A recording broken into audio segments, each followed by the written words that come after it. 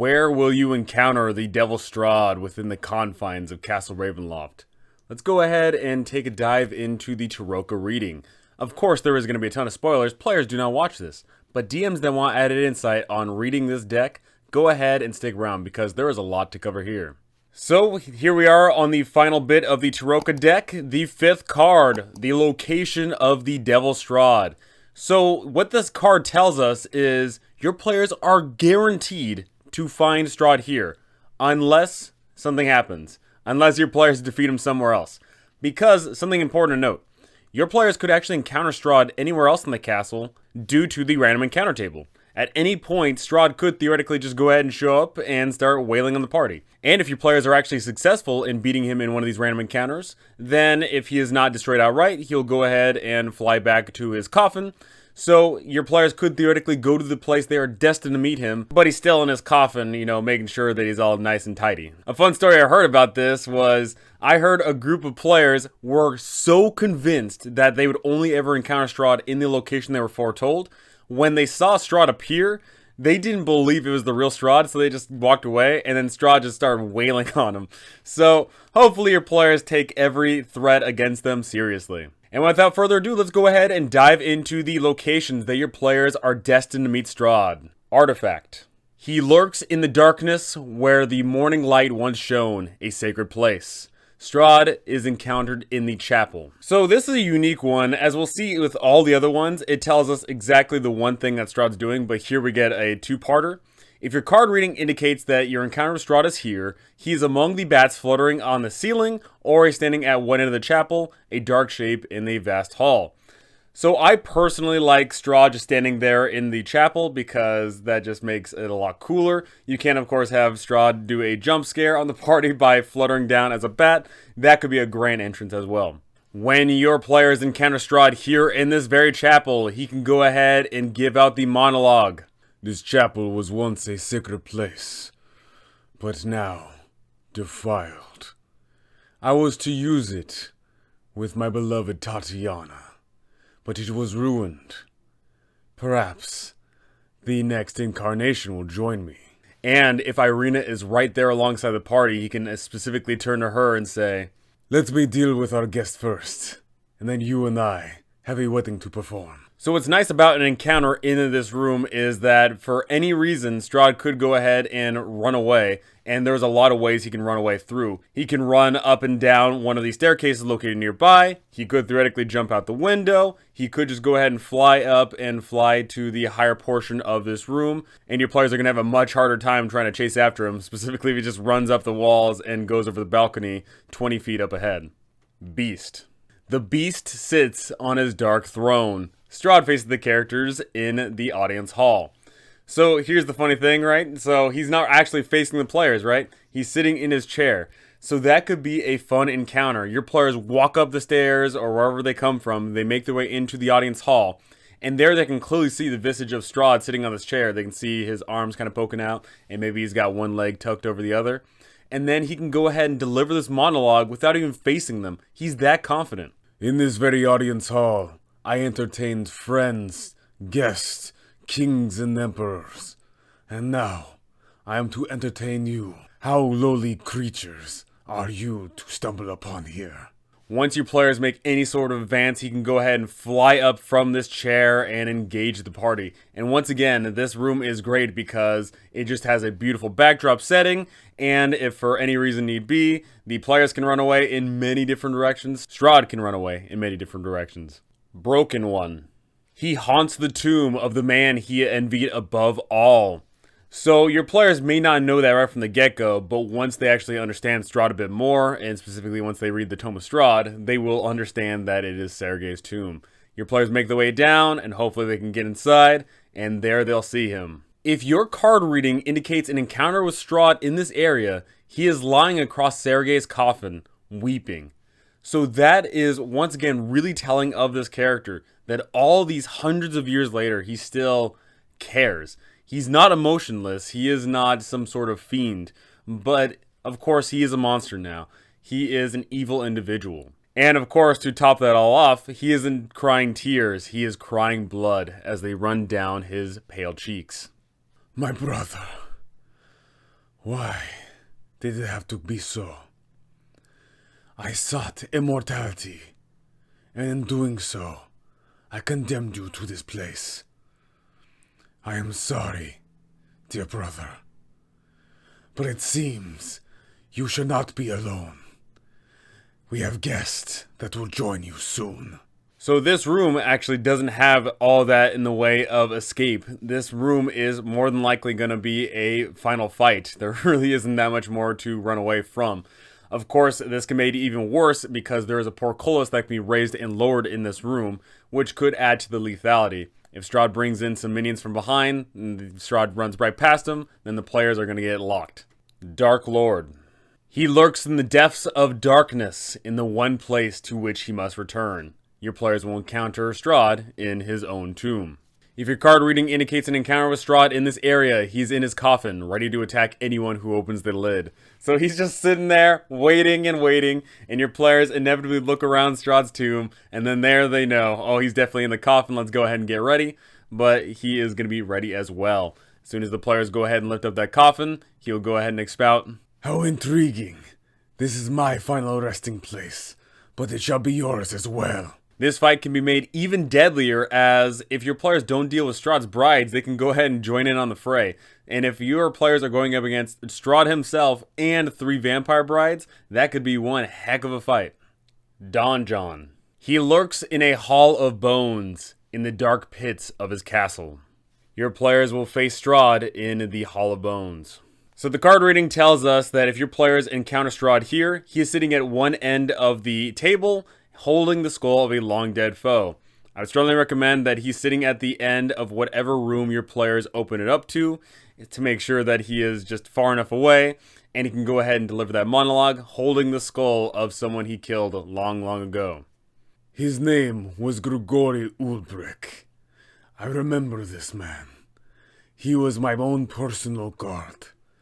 And on that fateful day, hundreds of years ago, he slew me. He put a knife in my back. I made sure to repay his kindness tenfold. You will suffer far greater than he did, I promise you. So here's the thing. One, this room allows for some quick getaways because there's 3 different doors. But the most important part is that this ground is desecrated ground. Undead standing on desecrated ground have advantage on all saving throws. So this is an incredibly powerful room to fight Strahd in. He's just going to straight up save on everything. Your players are going to be suffering if they're throwing out spells left, right, and center, because he can just go ahead and bounce everything off. So he is going to probably want to stay in this room. There's some rooms where he can go ahead and try and run away from. He'll try and fight in this room for as long as possible. That desecrated ground is monstrously strong for him. Seer. He waits for you in a place of wisdom, warmth, and despair. Great secrets are there. Your players can find Strahd in the study. Should your players encounter Strahd here, he is sitting in the back of one of the overstuffed chairs, staring into the fire. You could not possibly know how long I've waited for this. How I've envisioned Tatiana in my mind, dancing in the flames. But I am so close I can almost feel it. And you shall feel my passion too. You shall feel the heat. So this room is pretty neat-o. Your players will look around and they see many different doorways, but also interesting is there is a secret door that can be utilized, which actually is pretty useful. You can have Strahd make a quick getaway just by running through the fire and through that secret wall, and that's easily going to buy him more than enough time. Your players will not be able to catch up to him because they're going to have to try and put out the fire, and then they're going to have to try and find out how to operate this secret door. Very useful room here. And something I strongly would recommend is if anybody damages that portrait of Tatiana, you go ahead and have Strahd go into a berserk rage and murder whoever dare destroy the image of Tatiana. Ghosts. Look to the father's tomb. Your players will encounter Strahd in the king and queen's tomb. If your card reading indicates an encounter with Strahd here, he is in a frenzy of rage and despair. I built this castle upon blood, sweat, and tears of many. I built it for my mother, who could never see it. My father could not enjoy its amenities. Why? Why would I toil for so long and so hard for nothing? Perhaps you care to join them in their misery and suffering. So the cool thing about this room is it's pretty hard for evil characters to make their way in here, meaning that only good characters would have a much easier time fighting Strahd here. So if the party does get split, some people make their way down the stairs and some people are forced to stay up there, then that's good for Strahd because he's just going to go ahead and beat up on whoever goes down and he'll go ahead and pick off the party. Another fun thing to note here is your players could theoretically get thrown out of the window here, and that's really bad because if anybody gets thrown out of the window, they plummet 900 feet down, which is insane. If Strahd gets the upper hand, he can just go ahead and throw someone out, and then he won't have to worry about them for the rest of the engagement. Executioner. I see a dark figure on a balcony, looking down upon this tortured land with a twisted smile. Strahd is encountered in the Overlook Area 6. Your encounter indicates that Strahd is encountered here, overlooking the balcony. Do you see the villagers of Barovia from up here? They are merely ants. They are nothing. You've heard their plight. You think you understand their suffering? I have suffered far greater and far longer than any in this land. You will do best to join in their suffering, lest you meet a far greater fate. Is it the midnight hour? Perhaps you will join the Symphony of the Damned. And I would strongly recommend that if your encounter is happening at midnight, then you can go ahead and have the March of the Damned make their way up from the village of Barovia and march all the way to Castle Ravenloft, and you'll be able to see it from up here. I think that could be a really, really awesome engagement. Once again, this encounter is scary for most people because Strahd wouldn't care about falling here. He'd be able to just fly away no issue. But your players would have a much harder time. If Strahd throws anybody off, they're going to fall 1,000 feet down, and that's going to suck. And in addition to that, your players could get trapped here. If some reinforcements come from behind, then they could theoretically get stuck here and not be able to move anywhere else, and that'll be, once again, really bad. Horseman. So Horseman is just a repeat of Darklord. Your players will encounter Strahd in this very room. Innocent. He dwells with one whose blood sealed his doom, a brother of light snuffed out too soon. So this is Sergei's tomb yet again, but the interesting thing is, with this one, this tells you a little bit of the context here. If your players don't know anything about Strahd, and they hear this, then they'll know that Strahd had some sort of pact, and it had something to do with Sergei's blood. Marionette. Look to great heights. Find the beating heart of the castle. He waits nearby. Your players will encounter Strahd in the North Tower Peak, Area 60. Should your players encounter Strahd here, he is standing next to the iron chest. How strange. I stand above my own beating heart. However, I have not felt anything like that in such a long time. Of course, you'll be joining me in that regard. You will not feel your heartbeat fairly soon. So a fight here could prove very interesting. The location itself at the very top of this tower is rather boring, but I think there can be a fun fight to be had if the fight takes its way down the staircase. Your players are battling along the staircase, he's pushing against them, and the players get rebuked back, and of course some monsters can come from behind, and there's some fun shenanigans to be had with pushing people down the stairs. Mists.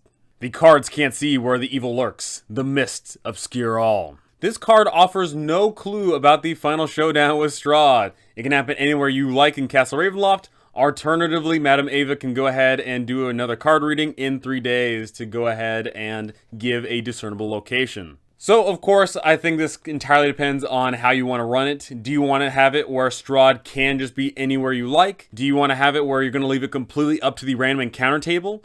Or do you want to have it where your players must come back to the card reading in 3 days' time, in which case your players will learn a bit more information? If you do go down the route of needing the random encounter to happen, then it theoretically could take a while, which is good, for Strahd's part anyway, because Strahd knows that as the random encounters go down, the players' resources are going to get whittled little by little. Raven. Once again, this will take place in the King and Queen's tomb, nothing too fancy about it, other than one of them leads to the father and one of them leads to the mother. Tempter. I see a secret place, a vault of temptation, hidden behind a woman of great beauty. The evil waits atop his tower of treasure. So the verbal text here really gives some great insight on how to find this treasury. If you go ahead and look around the area, it's pretty tough to find, but if they learn that it's behind a great woman of beauty, once they find that picture of Tatiana, then they're going to know that there's some secret door or wall behind her. If your card reading indicates encounter with Strahd here, he is perched atop the tower. Do you see this monument of wealth? Look at it and revel in its magnificence. All of it. And for what? Nothing. You are nothing. This is all for nothing, except for me, and me alone. When I was a player in this campaign, this is actually where I got to meet Strahd in the final encounter. This battlefield is very unique in that it was a secret door behind a secret wall, behind a secret yada yada, this and that. So there's a lot of ways that this can go down. And of course, this gives Strahd ample opportunities to run away because there is walls right nearby. He can easily make a super duper far distance away from the party just by running through a single wall, and the players are going to have an incredibly tough time catching up to him. On the bright side, if you players make Strahd run away from this location, then they'll be able to loot this place and get some great loot, including, of course, a +2 shield. Pretty awesome. And just like that, we're done with the Tarokka deck. All of the locations dived into, all of the allies your players can meet, and all of the places your players can have a air quote final confrontation with Strahd. More often than not, if your players get into a fight with Strahd, he will run away if he's getting damaged enough, because why the heck would he stick around? But of course, that entirely depends on how you want to run him. Is he going to fight to the bitter end, or is he going to be smart and run away when he has the opportunity to do so? This castle is Strahd's plaything, and your players are just little puppets on strings. Strahd can go ahead and goad them to various locations. He can always bring in more allies to join in on the fight, and he can go ahead and just whittle down the players' resources while he goes ahead and regenerates and then goes right back there in the fight, and eventually Strahd could come out on top. Your players are going to have to think smart. That's the point of this module. You're going up against a NPC that thinks just like a PC. So you need to be on your toes if you are a player. But that is it for the Tarokka deck. So go ahead and tell me, did you rig the deck or did you leave it up to chance? Is there a particular location you want to have Strahd make his final last stand? Is there a location that you want to have Strahd meet up with the party at some point, but then decide to have the fight move around the castle? Go ahead and tell me all of these things because I want to know. That is going to do it for me. Thank you so much for watching, and thank you to all my amazing patrons up here. You guys are absolutely incredible. Thank you so very much. That is going to do it for me. Thank you so much for listening, and I cannot wait to see you all in the next one.